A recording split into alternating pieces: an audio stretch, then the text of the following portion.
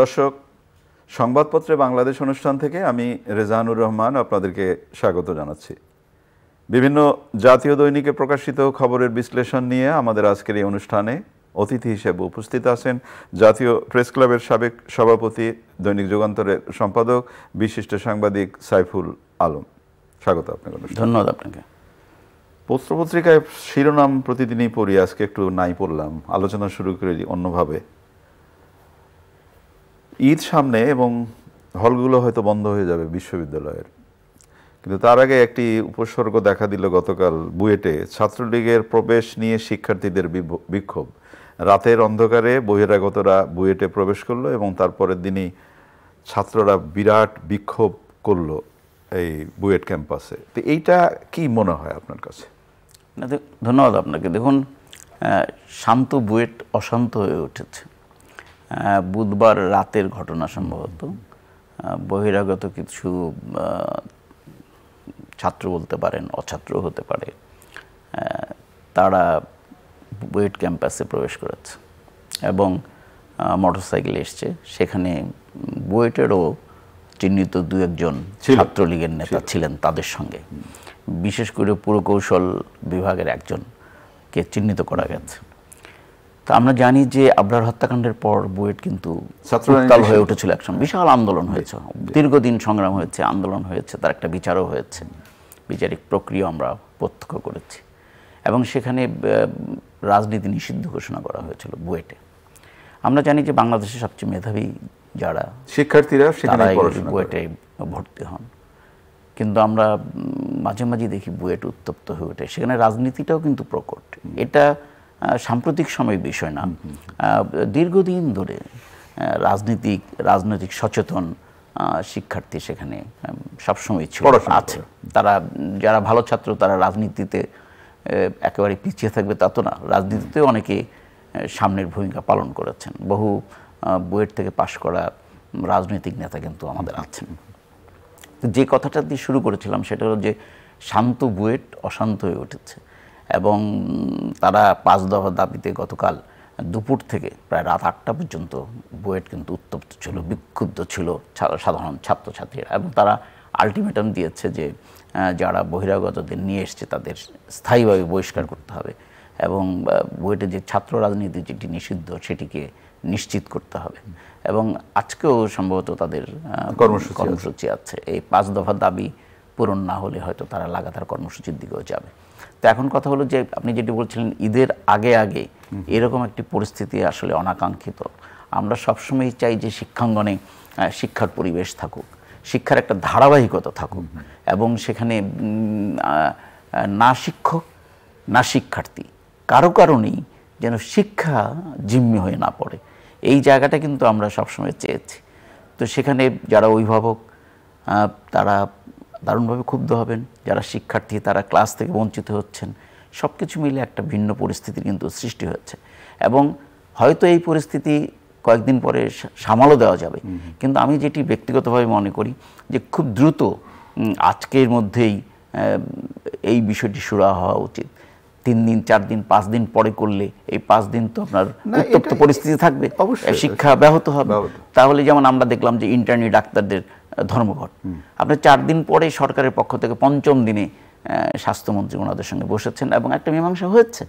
তো এই উদ্যোগটা যদি আরও আগে হতো কিংবা ওরা কর্মসূচিতে যাওয়ার আগেই হতো, একটা আলাপ আলোচনা এবং একটা নিশ্চয়তা হতো যে নিশ্চয়তার ভিত্তিতে ধর্মঘটটা প্রত্যাহার হয়েছে, তাহলে সেটা এই 4টা দিন কিন্তু সেবা থেকে সাধারণ মানুষ, অন্তত ইন্টার্নি ডাক্তারদের সেবা থেকে বঞ্চিত হতো না। কাজেই প্রাথমিকভাবেই আমরা মনে করি যে আজকেই বুয়েট কর্তৃপক্ষ সরকারের পক্ষ থেকে কালক্ষেপণ না করে বিষয়টা একটা সুরাহা হওয়া উচিত। অনেক ধন্যবাদ আপনাকে। আমি এখন যে বিষয়টি নিয়ে আলোচনা করতে চাই, দৈনিক যুগান্তরে এই রিপোর্টটি প্রকাশিত হয়েছে এবং আপনি নিজেও দেখেছেন। পুরনো ঢাকার কেমিক্যাল গুদাম স্থানান্তরের সিদ্ধান্ত বাস্তবায়ন হয়নি এক যুগেও। কেন এই আলোচনাটা করতে চাই? ঈদের আগে তো এখন আবার সবাই ব্যস্ত। তাহলে আমরা কি এই সংবাদ শিরোনাম পড়তেই থাকবো, আমরা বলতেই থাকবো হবে হবে, কবে হবে? অনেক নির্দেশনা আছেন। দেখেন, পুরনো ঢাকা এমনিতে গ্যাস লাইন তারপরে অন্যান্য গ্যাসের এই কেমিক্যাল গোডাউন, প্রায় মানে বেশ কয়েকটি এলাকা আছে, নিমতলির মনে আছে, মানে ভয়াবহ মানে দুর্ঘটনা। তো একটা বিস্ফোরণের মধ্যে কিন্তু বহু জায়গায় আমরা বসবাস করি, এবং বিশেষ করে পুরনো ঢাকা অনেক জায়গায় হোটেল, একদম বাড়ির উপরে ফ্ল্যাট, নিচে হোটেল, সেখানে চুলো জ্বলছে, উপরে ফ্ল্যাট, নিচে আপনার কেমিক্যালের গোডাউন, কি ভয়াবহ একটা অবস্থা, মানে দাহ্য পদার্থে ভরা আপনার আগুনের উপরে বসে আছে। এরকম কয়েকটি দুর্ঘটনায় শত শত প্রাণহানি ঘটার পর কর্তৃপক্ষ, এমনকি রাষ্ট্রীয় সর্বোচ্চ পর্যায় থেকে কিন্তু নির্দেশ দেওয়া হয়েছিল যে সময় দিয়ে যে 1 বছরের মধ্যে পুরনো ঢাকায় কোনো কেমিক্যালের গোডাউন থাকবে না। সেটা কিন্তু আমরা এক যুগে নিশ্চিত করতে পারি নাই। আমাদের এই রিপোর্টটিতে একেবারে সরেজমিন কয়েকটি সড়কের উল্লেখ আছে, সেখানে কোন দোকানে কেমিক্যাল গোডাউন আছে এবং কেমিক্যাল ব্যবহার হচ্ছে, এবং ছবিও আমরা দিয়েছি যে কেমিক্যাল ট্রাকে নিয়ে যাচ্ছে, কেমিক্যাল আপনার স্তূপ আকারে দোকানের নিচে গোডাউনে রাখা হয়েছে। তো এটা দুর্ঘটনা তো যে কোনো সময় ঘটতে পারে, একটা দুর্ঘটনা যে কোনো সময় ঘটতে পারে, অনেক দুর্ঘটনা তো ঘটবে না, কিন্তু একটি দুর্ঘটনায় অনেকগুলো প্রাণ যেতে পারে, অনেক সম্পত্তির ক্ষয়ক্ষতি হতে পারে। এটা আমাদের বিবেচনায় নিতে হবে, এবং সেটি বিবেচনায় নিলে কিন্তু এই সমস্যাটা থাকে না। এবং আমরা যারা ওখানে বসবাস করি, আমাদেরও কিন্তু একটা সচেতনতার দরকার আছে। সরকারের পক্ষ থেকে নজরদারির যেমন অভাব আছে, মানে আদেশটা হচ্ছে, সেটা কার্যকর হচ্ছে না। আদেশটা হচ্ছে, যারা এই অপরাধে জড়িত তাদের বিচারটা হচ্ছে না। আর আমরা যারা সেখানে বসবাস করি, আমাদেরও একটা সচেতনতা আছে প্রতিরোধ গড়ে তোলার, এবং এই প্রতিরোধ গড়ার ক্ষেত্রে রাজনৈতিক শক্তির সহায়তা দরকার। কারণ রাজনৈতিক শক্তি যদি সেটা গুদামজাত করে, সেই ব্যবসাটা করে, তাহলে পারবেন না, সাধারণ মানুষ থেকে যেতে পারবে না, সাধারণ মানুষ করার কিছু থাকে না। এইরকম অনেক সময় আমাদের জিম্মি হয়ে যেতে হয়, অসহায় হয়ে যেতে হয়। এই জায়গাটা থেকে যতক্ষণ পর্যন্ত আমরা বেরিয়ে আসতে না পারবো, এলাকার মোড়ল যে, এলাকার বড় ভাই সেই যদি এটার সাথে জড়িত থাকে, তারই যদি এরকম 5টা গোডাউন থাকে, তো আপনি আমি কি কিছু করার নেই। এই জায়গাটায় আমার মনে হয় একটা টোকা দেওয়া দরকার, খুব জোরে একটা টোকা দেওয়া দরকার। অনেক ধন্যবাদ। আপনি যে টোকা দেওয়ার কথাটা বললেন, এই টোকাটা আসলে জোরের কথা বলেছেন আপনি, জোরে দেওয়া দরকার। রাজনীতির কথা যখন উঠলো, একটু কথা বলতে চাই। নির্বাচনী বিরোধ মেটাতে সিরিজ বৈঠক আওয়ামী লীগ করছে, এবং বাংলাদেশ প্রতিনিধির শিরোনাম হয়েছে মাই ম্যান বসাতে মরিয়া আওয়ামী লীগের এমপিরা। এবং এখানে যেটা বলা হচ্ছে যে এমপি মন্ত্রীর ছেলে, বউ, শ্যালক, ভাগ্নে, ভাতিজা সহ আজ্ঞাবহ ব্যক্তিদের প্রার্থী করে জনপ্রতিনিধি বানানোর পরিকল্পনা করছেন তারা। কেন্দ্রের নিয়ম অনেকেই মানবেন না, এরকম পরিস্থিতি।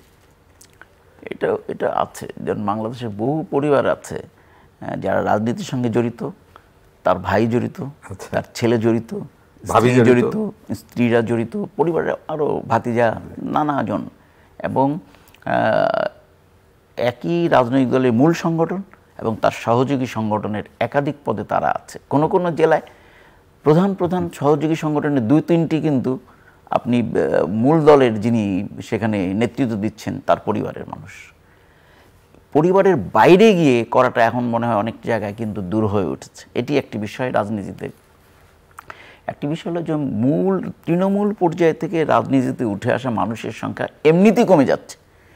এখন আরেকটি নতুন মাত্রা শুরু হয়েছে, যেটি পরিবারতান্ত্রিক। এটা একসময় ছিল, কিন্তু এত মানে প্রকট এবং এত মানে খুচরা স্তর পর্যন্ত যায় নাই। এটার একটা মানে অন্য স্তর পর্যন্ত ছিল, হয়তো 1জন 2জন 3জন, কিংবা যেই পরিবার হয়তো 5টি পরিবার 10টি পরিবার, এখন অসংখ্য পরিবার ওই ধারায় অগ্রসর হচ্ছে। এটা রাজনীতির জন্য আমি মনে করি যে অত্যন্ত ক্ষতিকর একটি দিক, যেটি হয়েছে তৃণমূল রাজনীতিক নেতারা রাজনীতির সঙ্গে থাকতে পারছেন না, সেটা যেমন একটা ক্ষতিকর দিক। এখানেও কিন্তু একই জিনিস হয়েছে। আরেকটা দেখেন যে গত নির্বাচন, দ্বাদশ সংসদ নির্বাচনটি বাংলাদেশ আওয়ামী লীগ করেছে, এবং সেখানে যেহেতু বিরোধী দল বিএনপি অংশগ্রহণ করে নেই, তখন ভোটার বাড়ানোর একটা চিন্তা থেকে আসলে সেখানে উন্মুক্ত করে দেওয়া হয়েছিল আওয়ামী লীগেরই, এবং সেখানে আওয়ামী লীগের অনেক প্রার্থী কিন্তু নির্বাচনে প্রতিদ্বন্দ্বিতা করেছেন মনোনয়নের বাইরে, এবং তাদের মধ্যে প্রায় 59 জন জয়লাভও করেছে। এখন কিন্তু তারা এমপি, এবং দলগতভাবে তারা কিন্তু আওয়ামী লীগের। তাহলে যিনি আওয়ামী লীগের মনোনয়ন পেয়ে যে 59 জন পরাজিত হলেন, তার অবস্থানটা কি হবে ওই এলাকায়? একটা প্রশ্ন। দ্বিতীয় গুরুত্বপূর্ণ প্রশ্ন, দ্বিতীয় প্রশ্ন, সেখানে আরও 2-4 জন এমপি যারা আগে ছিলেন, এখন আর দৌড়ের মধ্যে নাই, কিন্তু এমপি তো একবার এমপি হয়েছেন, তারা তার কি একটা করবেন? ভিত্তি আছে, তারা কি তার করবেন? কিছু সমর্থক আছে, তার কিছু পরিসর আছে, ব্যক্তি আছে, সেটার কি হবে? এর বাইরে আপনার ধরেন মেয়র আছে, উপজেলা কিংবা আওয়ামী লীগের প্রেসিডেন্ট সেক্রেটারি আছে, যার অনেক দিন হয়তো আওয়ামী লীগের প্রেসিডেন্ট সেক্রেটারি মনোনয়ন তারা কোনোদিন পান নাই। তো সেরকম একটা পক্ষ আছে। তো এরকম নানা পক্ষ মিলে বড় রাজনৈতিক দলের এই অসহনীয় অবস্থাটা কিন্তু আছে।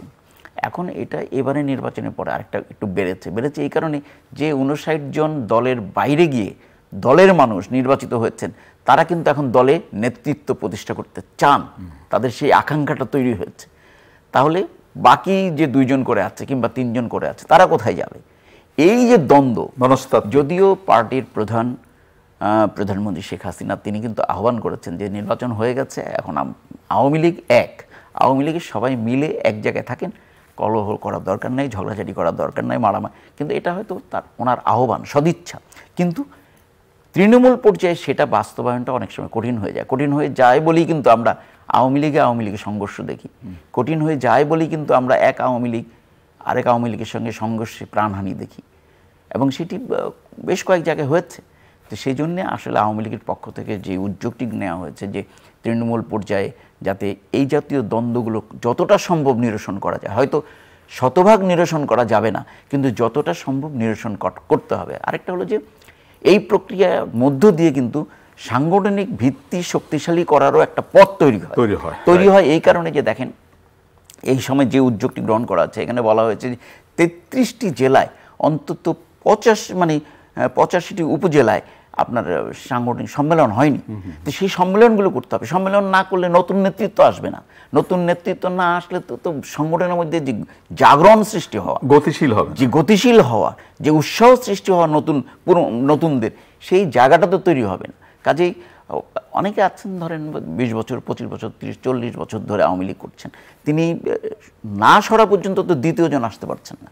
তো সেই জায়গাটা, এটা তো একটা রাজনৈতিক দল, সেই রাজনৈতিক দলে কিন্তু আপনার যেমন বহুমাত্রিকতা দরকার, সেই রাজনৈতিক দলে নতুনদের আগমনও দরকার। সেই প্রক্রিয়াটা শেখ হাসিনা শুরু করেছেন। আমি বলবো এই কারণে যে আপনি দেখবেন সংসদ নির্বাচনে তিনি অনেক নতুন মুখ নিয়ে এসেছেন, তিনি শুরু করেছেন। আমি বলবো এই কারণে যে দেখেন এইবার যে মন্ত্রিসভা গঠিত হয়েছে, সেই মন্ত্রিসভায় অনেক নতুন, আমরা অনেকে ভাবিই নাই যারা মন্ত্রী হয়ে যাচ্ছেন, তাদের নাম আমরা দেখেছি।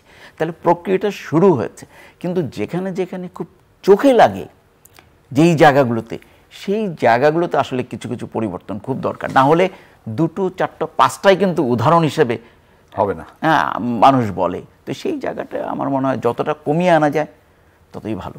অনেক ধন্যবাদ আপনাকে। ঈদে বাড়ি ফিরবে মানুষ, এবং এটা আমরা প্রতি বছরই পত্রপত্রিকায় আলোচনা করি। কালের কণ্ঠের শিরোনাম, 5 দিনে বাড়ি ফিরবে 5 কোটি মানুষ। তাহলে 5 কোটি মানুষজন একসাথে বাড়ি ফিরবে, তখন তো আসলে একটা সংকট হওয়ার কথা। এটা আসলে আপনার ব্যবস্থাপনা ছাড়া আর কিছু করার নাই। কারণ ওই সময়ের জন্য তো আপনি 5 লক্ষ মানুষের জন্য 10 গুণ বাসের ব্যবস্থা করতে পারবেন না, রাস্তাও বাড়িয়ে দিতে পারবেন না। আপনি ট্রেনের সংখ্যা 10-এর জায়গায় 12টা 14টা চালাতে পারবেন, ঠিক, কিন্তু আপনি তো ট্রেন আসা যাওয়ারও তো একটা ব্যাপার আছে। তার শত শত আপনি ট্রেন তো ওই সময়ের জন্য 3 দিনের জন্য, 5 দিনের জন্য, 10 দিনের জন্য ব্যবস্থা করতে পারবেন না। কাজে ভিড়টা হবেই। তবে এই ব্যাপারে একটা আশার ব্যাপার আছে, সেটা হলো যে এবার ভিড় একদিন কি 2 দিন বাদ দিয়ে ছুটিটা খুব দীর্ঘ হবে, এবং ওই 1 দিন 2 দিন ছুটির জন্য দাবিও জানানো হয়েছে যাত্রী কল্যাণ পরিষদের পক্ষ থেকে। আর সরকারও চেষ্টা করছে, সরকারের পক্ষ থেকে, সড়ক ও জনপদ অধিদপ্তর থেকেও তারা বলেছেন যে 155টা জায়গায় যানজট হয়। কিন্তু আমরা যতদূর জেনেছি যে যাত্রী কল্যাণ যারা আছেন, যাত্রী কল্যাণ সমিতি, তাদের পক্ষ থেকে বলা হচ্ছে 714টা জায়গায় যানজট সৃষ্টি হয় সড়কে। কারণ কি? দোকানপাট, কারণ কি? মিল ফ্যাক্টরি, কারণ কি? অধিকাংশ ক্ষেত্রে বাজার, এবং এইসব বাজারের কারণে যানজটটা মারাত্মক আকার ধারণ করে। রাস্তার উপরে বাজার। এখানে কিন্তু আমি সুনির্দিষ্টভাবে বহু বছর ধরে একটা কথা বলছি, আমি জানি না এটা করতে অসুবিধাটা কোথায়। কারণ বাংলাদেশে ওই যে জনপ্রতিনিধিদের কথা বললাম, ইউনিয়ন পরিষদের চেয়ারম্যান, মেম্বার থেকে শুরু করে এমপি হওয়ার পর্যন্ত কিন্তু মানুষ পাগল। এরা এমপি পর্যন্ত হচ্ছেন মেম্বার থেকে।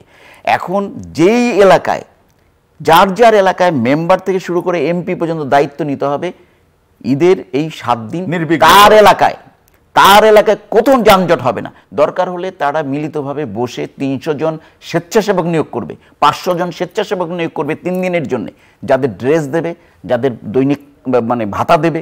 রোজার মাস তো হয়তো খাওয়ার তো ব্যবস্থা করতে হবে না, ভাতা দিতে হবে, দিয়ে জনগণের দুর্ভোগটা কমাতে হবে। এই দায়িত্ব জনপ্রতিনিধি নিতে হবে।